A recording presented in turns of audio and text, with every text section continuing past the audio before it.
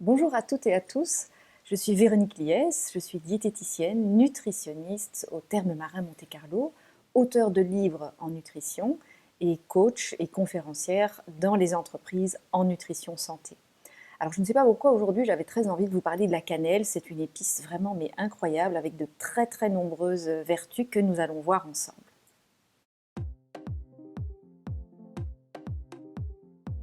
Alors, la cannelle provient à l'origine d'Inde. En fait, c'est tout simplement l'écorce du cannelier qui s'enroule sur elle-même, ce qui forme ces petits bâtonnets très caractéristiques.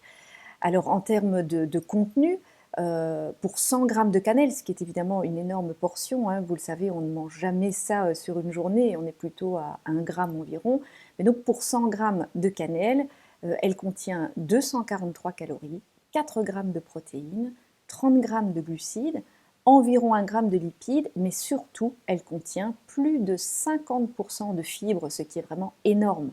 Elle est également très riche en vitamines et en minéraux, mais là aussi, il faut relativiser évidemment parce que c'est pour 100 grammes. Donc elle contient par exemple 1 gramme de calcium pour 100 grammes, mais ça fait que 10 petits milligrammes, bien entendu, si on considère la portion. Donc en ce qui concerne les vitamines et les minéraux, il ne faut pas trop compter sur la cannelle pour ça. Donc on va plutôt regarder ensemble toutes ces merveilleuses vertus qu'elle a.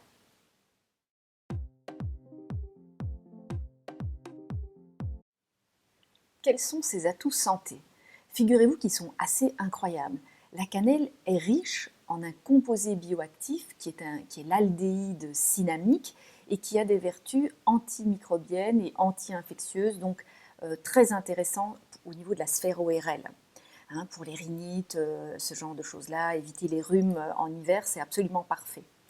Elle est également riche en antioxydants, ce qui bien sûr est toujours très intéressant pour bien vieillir. Elle diminue les ballonnements, les gaz, les renvois, donc nous apporte aussi ses bienfaits au niveau de la sphère digestive. Elle est aphrodisiaque. En Provence, elle est utilisée même dans le vin et donc a des vertus à ce niveau-là. Elle diminue le cholestérol et les triglycérides, donc elle est protectrice au niveau cardiovasculaire. Et puis elle a un effet coupe-faim aussi qui la rend intéressante dans la perte de poids.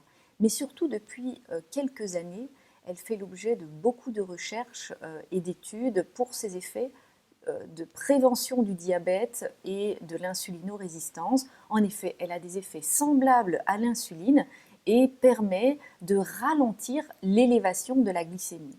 Donc tout ça avec 1 gramme par jour. Donc vous voyez qu'elle a vraiment de très nombreux effets santé.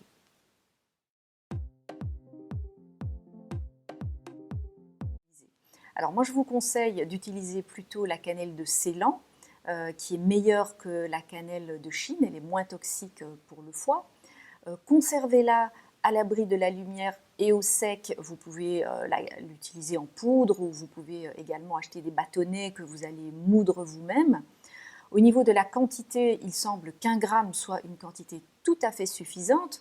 Donc parfois, vous pouvez lire qu'il faut utiliser des doses allant jusqu'à 5 grammes. Ce n'est pas nécessaire d'utiliser de telles quantités et ça peut même s'avérer toxique. Pour le diabète de type 2, 1 gramme semble être vraiment la bonne quantité. Et puis vous pouvez l'utiliser dans les desserts, par exemple dans une compote avec du chocolat. Vous pouvez l'utiliser également dans des plats mijotés, dans des vinaigrettes, dans des sauces. Et puis elle est également très intéressante pour aromatiser les thés et les tisanes.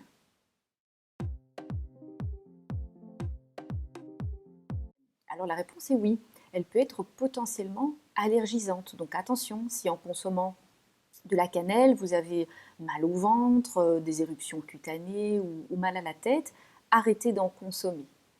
Les femmes enceintes ne devraient pas en consommer parce qu'elle peut stimuler la contraction de l'utérus.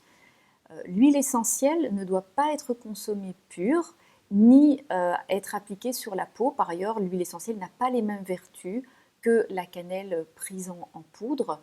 Et puis attention, si vous la consommez sous forme de tisane, c'est très bien, mais n'en abusez pas non plus parce qu'elle pourrait favoriser l'apparition d'aphtes ou d'inflammation des gencives. Et là, l'effet contraire quand elle est consommée, cette tisane, en petite quantité. Le prochain numéro de l'essentiel sera consacré au régime. Oh mon Dieu, quel mot affreux. Bon, ben, d'ici là, souvenez-vous, l'essentiel, c'est vous.